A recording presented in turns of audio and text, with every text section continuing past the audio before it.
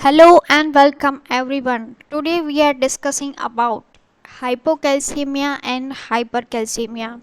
Hypercalcemia is fairly common with prevalence of approximately 1 to 4% in general population and around 3% in hospitalized population. Hypocalcemia is significantly more prevalent in hospitalized patient around 18%.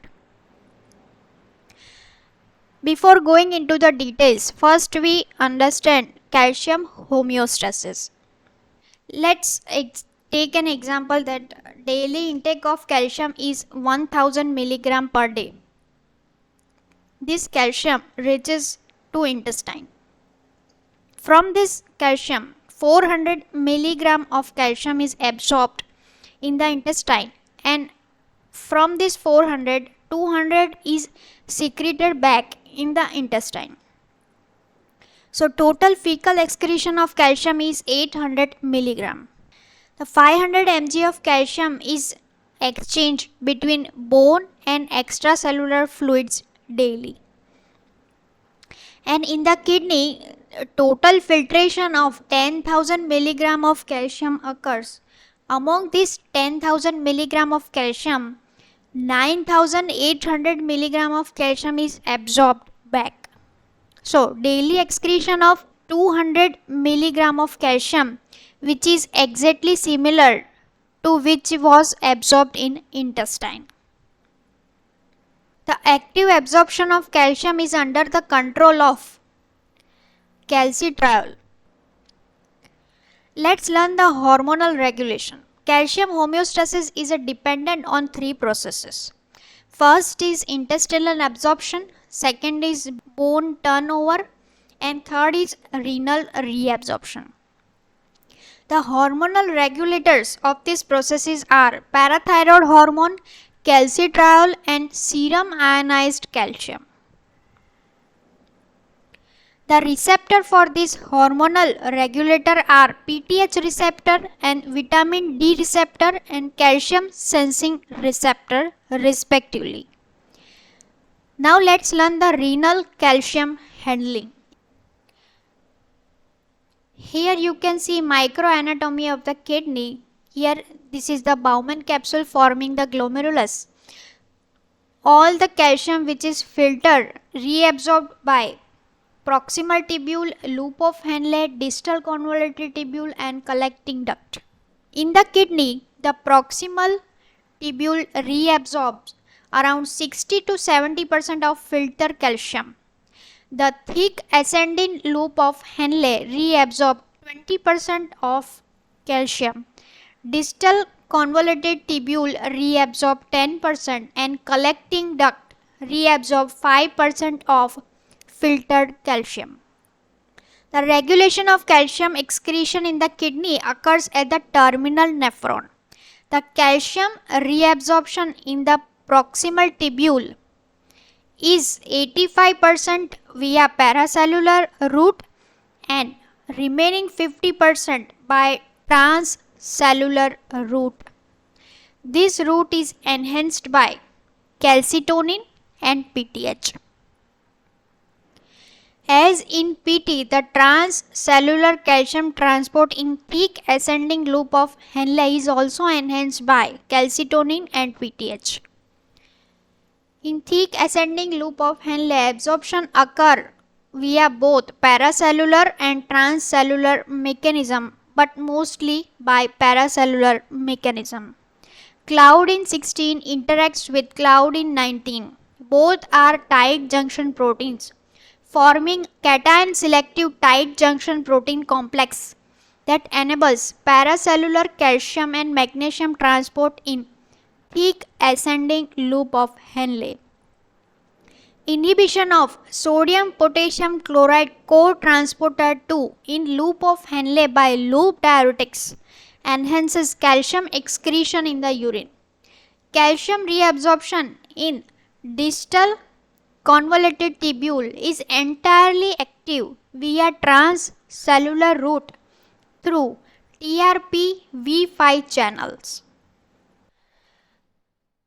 Now let's learn about hypocalcemia and hypercalcemia. Hypocalcemia is defined as serum calcium of less than 8.8 mg per dl, and hypercalcemia is diagnosed when total calcium is more than 10.4 mg per dl and ionized calcium is more than 5.3 mg per dl.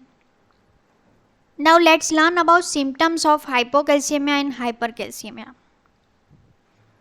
Hypocalcemia. The main symptoms are muscle weakness, fatigue, confusion, depression, and memory loss. The severe symptoms can occur and they are seizures, tetany, paresthesias, laryngospasm, anxiety, and QT interval prolongation. There are main two signs observed in hypocalcemia, and they are Proseu's sign, which is called carpal spasm. It is a carpal spasm during the blood pressure measurement when the cuff is kept inflated over systolic blood pressure for 3 minutes, resulting in forearm ischemia. And second is Chostek's sign. It is facial muscle twitching when the facial nerve is tapped near the jaw, about 2 cm anterior to earlobe. Both signs are due to neuromuscular excitability. Chronic hypocalcemia in hypoparathyroidism can be associated with dry keratotic skin, ridged nail, and coarse brittle hair. Now let's learn the symptoms of hypercalcemia. The main symptoms are fatigue, weakness, anxiety, increased sleepiness, nausea, vomiting, abdominal pain, and constipation. There are polyuria, kidney stone, and nephrocalcinosis are also observed. Bone pain, headache, hypertension, shortened QT interval, and very rarely stupor and coma can be seen. The mnemonic for hypercalcemia is stones, bones, abdominal moans, and psychic groans. Now let's learn the causes of hypocalcemia and hypercalcemia. Causes of hypocalcemia are PTH deficiency, vitamin D deficiency, low dietary intake of calcium, osteoclastic bone metastasis, increased calcium uptake by cells, calcium malabsorption, acute hyperventilation, pseudo hypoparathyroidism, hypermagnesemia, acute severe hyperphosphatemia, medications, massive blood transfusion, and critical illness.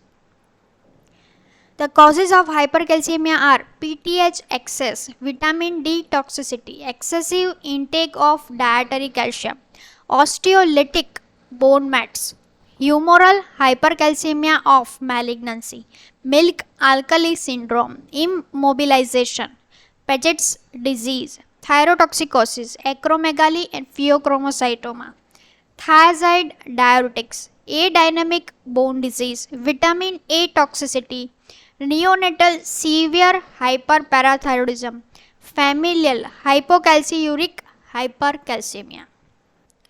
Let's learn about ECG changes. In the hypocalcemia, ST segment elevation and prolongation of QT interval are observed.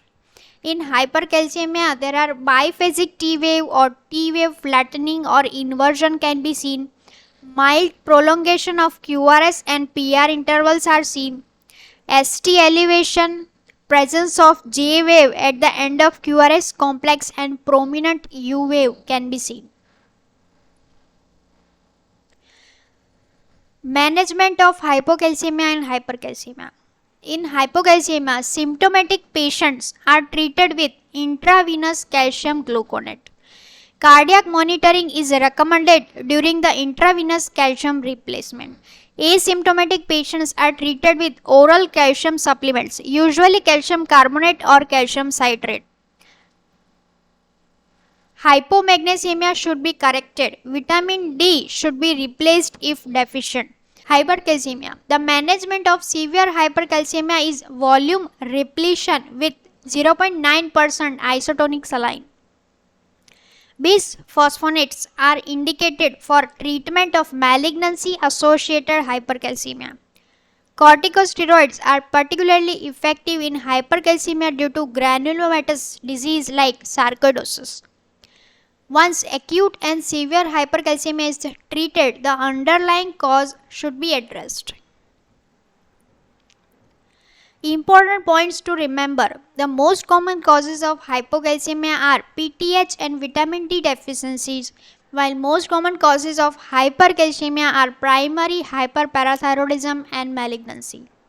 Aggressive hydration and bisphosphonates are the basis treatment for hypercalcemia, and hypocalcemia is managed with replacement of calcium, vitamin D and magnesium. These are the references for this video. Hope you like it. Thank you. See you in the next video. Bye.